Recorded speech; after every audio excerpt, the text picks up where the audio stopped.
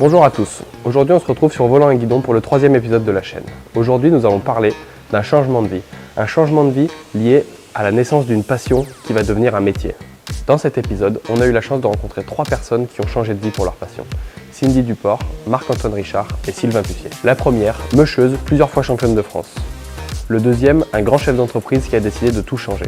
Et la troisième personne, pilote automobile que je vais vous laisser découvrir.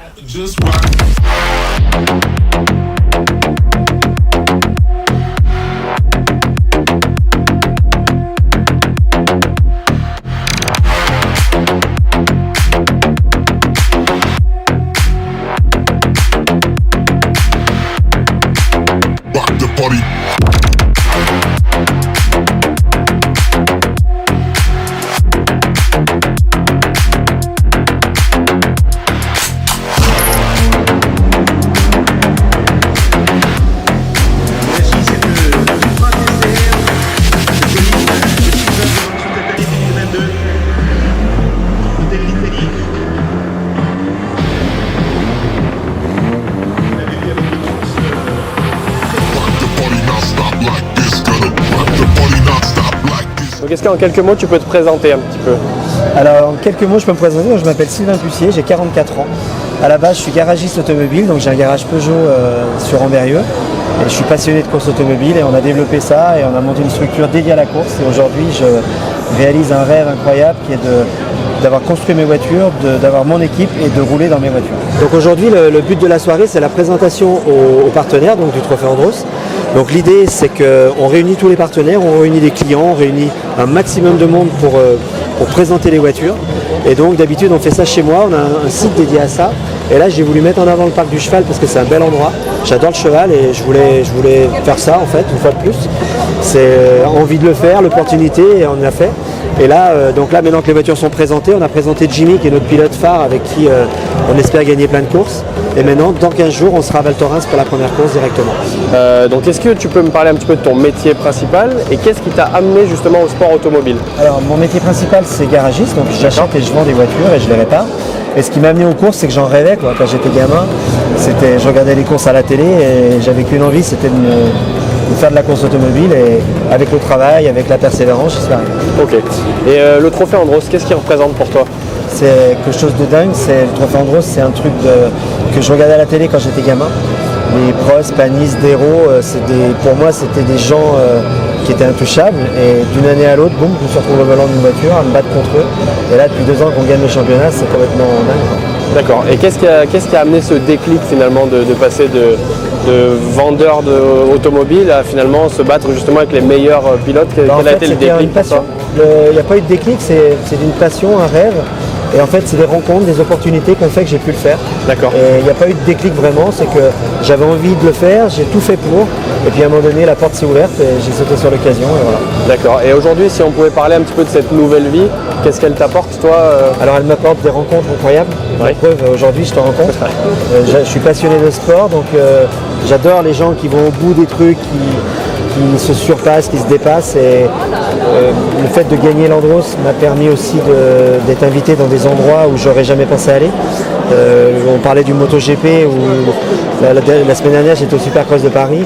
Supercross de Paris, j'allais le voir gamin avec mes parents et le week-end dernier j'étais dans les box avec KTM. Et tout ça parce que les gens me considèrent comme un pilote de l'Andros. Et je discute avec des gens que j'aurais jamais imaginé. Que tu voyais à la télé il y a quelques années que ça. Mais je pense que tu vis pareil toi dans ton sport. C'est exactement pareil. Tu as dû voir des gens évoluer, un Renaud Lavinelli ou autre. Et aujourd'hui, c'est des gens que tu côtoies. Aujourd'hui, c'est des gens avec qui je m'entraîne. Voilà. Donc, voilà. Bon, et en fait, le sport automobile, il y a aussi ce truc-là qui est très intéressant pour nous, c'est que tout le monde aime la voiture. Et aujourd'hui, même des gens très connus qui ont des réussites incroyables, en fait, rêvent d'être au volant de ces voitures. Et nous, on est au volant de ces voitures. Donc, quelque part, ils nous envient. Et du coup, on noue des liens avec des gens qu'on n'aurait jamais pensé côtoyer avant. Très bien, en tout cas, merci beaucoup. Ce que je vous propose maintenant, c'est de partir sur un univers totalement différent. On va se retrouver avec Cindy Duport, meucheuse et plusieurs fois championne de France. Avec Cindy, on a pu échanger sur sa passion et comment elle voit l'avenir de son métier. Assez parlé, je vous laisse avec les images. On se retrouve avec Cindy et ses chiens. Bonjour, moi c'est Cindy Duport, je suis musher professionnel. Donc j'ai un DEGEPS attelage canin et je travaille avec des chiens de race European Sled Dog comme Spike qui est ici, qui a 5 ans. Ici on est sur la Grande Odyssée, aujourd'hui c'était la dernière étape, donc c'est 12 jours de compétition et au classement général on a fini 2e encore cette année. On l'avait gagné en 2020-2021 et du coup 2 éditions où on est 2e derrière une autre française, Aurélie Delattre. Et l'objectif de l'année prochaine, ce sera de revenir pour rechercher cette première place qu'on a perdue pendant 2 ans. J'ai commencé les sports avec les chiens quand j'avais 5 ans. Mes parents avaient récupéré un labrador à la SPA, donc on a commencé à faire du canicross. Après on a eu d'autres chiens où on s'est mis au cani VTT. Et en 2010, ils m'ont offert mon premier European Sled Dog qui s'appelait Galaxy, d'où Galaxy Team, le nom de l'équipe. Et après je me suis mis à faire du traîneau de chiens, 4, et je me suis mis aux compétitions de mi-distance. Donc c'est des étapes à peu près de 40 km où on court avec 6 chiens.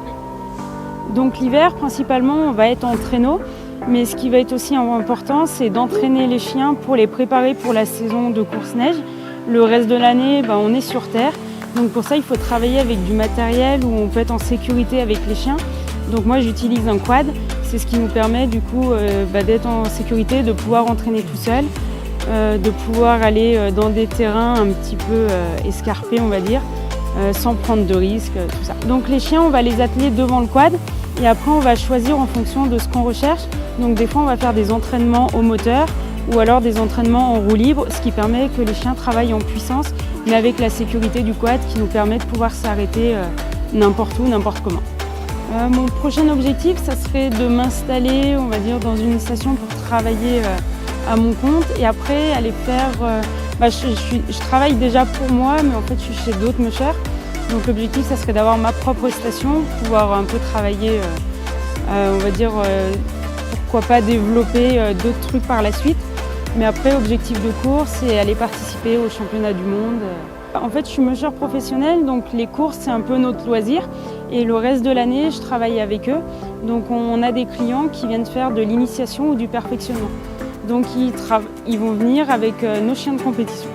Aujourd'hui on a couru sur Villars, donc le départ était à 9h, donc il a fallu se lever à 5h du matin pour hydrater les chiens, histoire qu'ils soient bien hydratés avant l'étape, ce qui va être plus facile après au niveau de la récupération.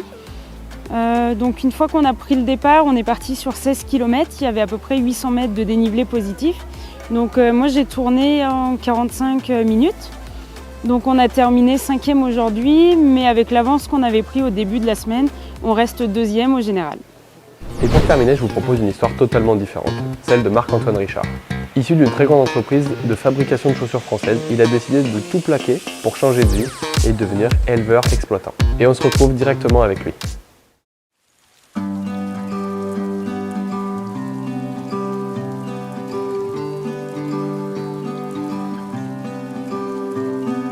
Donc je m'appelle Marc-Antoine, j'exploite la propriété depuis maintenant 2 ans. J'ai travaillé 23 ans dans l'industrie et voilà, j'ai voulu faire quelque chose de plus concret, d'aller vers un métier qui était pour moi plus une passion et j'ai réussi à concrétiser ça en transformant cette passion pour l'élevage, pour le travail du bois en mon métier.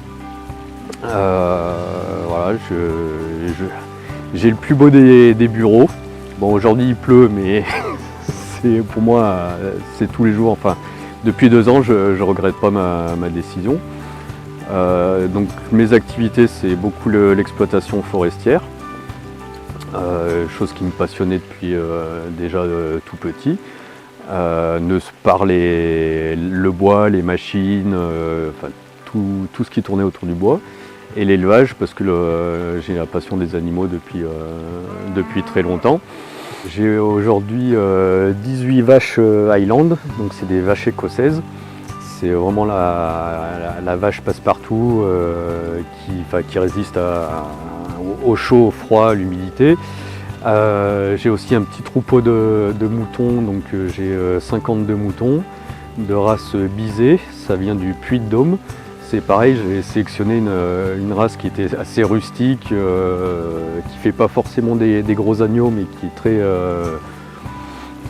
très rustique, très costaud et qui est du coin, on va dire française au moins. fait une impasse avec l'Écosse, mais au moins j'ai des moutons français. Cette passion m'a amené en 2010, j'ai acheté mon premier Ranger. C'est juste parce que je préférais avoir un volant qu'un guidon. C'est pour ça que j'ai pas acheté de quad. Après, mon père a embrayé, en a acheté un. Et puis là, derrière, ça fait mon troisième.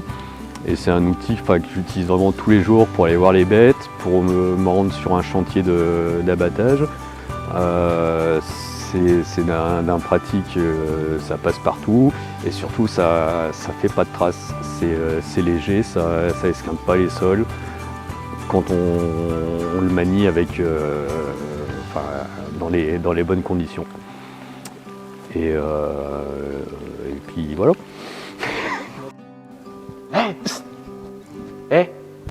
Et si on parlait législation?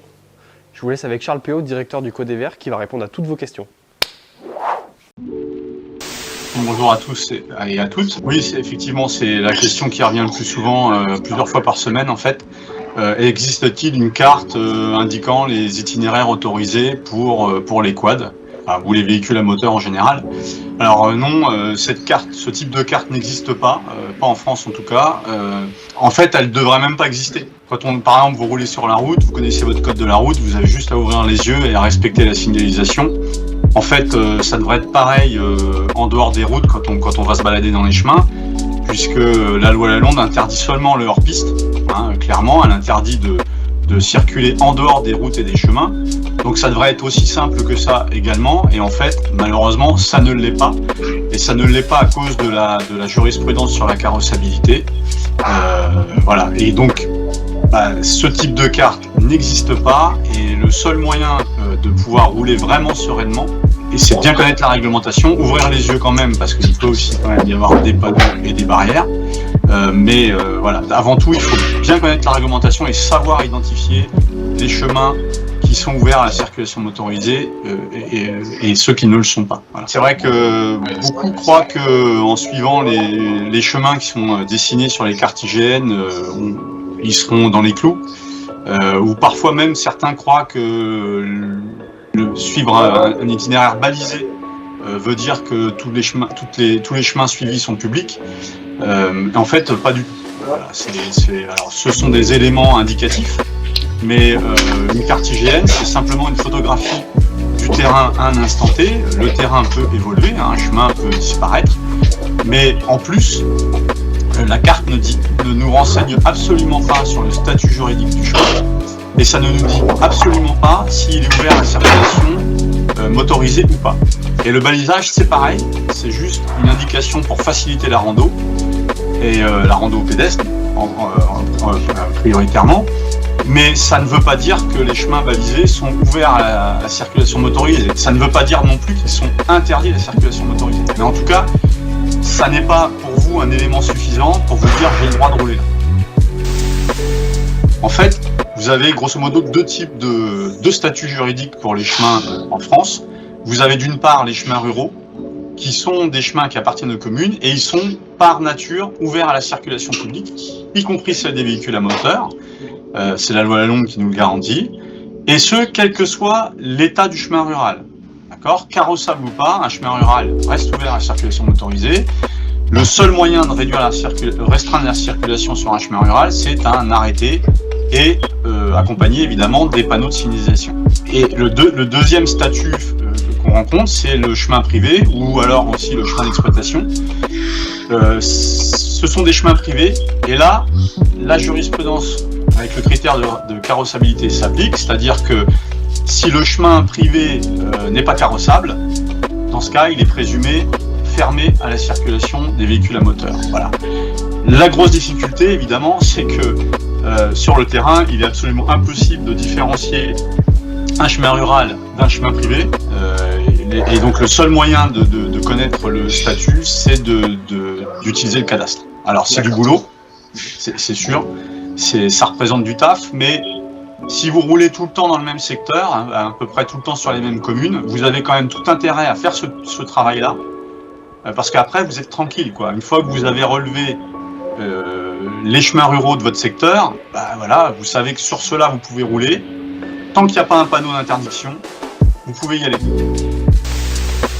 Vous trouverez sur le site internet du Code des Verts, dans la rubrique documentation, plusieurs publications qui sont téléchargeables gratuitement, qui vont déjà vous donner les grandes lignes de la réglementation. Après, pour commencer à apprendre à servir du cadastre, pour commencer à apprendre à identifier les chemins ruraux, le plus simple, ça reste d'adhérer au Code des Verts. Vous obtiendrez ce petit bouquin qui s'appelle le guide pratique. C'est vraiment la Bible pour comprendre la réglementation en France. On ne parle pas seulement de comment identifier les chemins où on peut rouler, on parle aussi de comment organiser une randonnée, comment réagir en cas de contrôle, comment contester un arrêté municipal, voilà. Et puis j'ajoute que adhérer au Code des Verts, c'est pas seulement recevoir des conseils pour bien rouler, c'est aussi financer nos actions de lobbying qui visent justement à éviter que la pratique, votre terrain de jeu se réduise. C'est-à-dire qu'au quotidien, nous on agit auprès des pouvoirs publics pour éviter que la réglementation soit encore plus difficile qu'elle ne l'est à l'heure actuelle. Donc voilà, c'est important de nous soutenir et de pas juste adhérer pour avoir un bouquin ou une protection juridique. Voilà, il faut penser plus loin en fait. Un grand merci à Cindy, Sylvain et Marc-Antoine. N'hésitez pas à nous laisser des petits commentaires concernant le Code des Verts ou encore le monde du quad. On tâchera de vous répondre. N'hésitez pas à liker, partager et surtout abonnez-vous. On se retrouve très prochainement entre deux compétitions pour un nouvel épisode. Bon, je peux le faire, vas-y.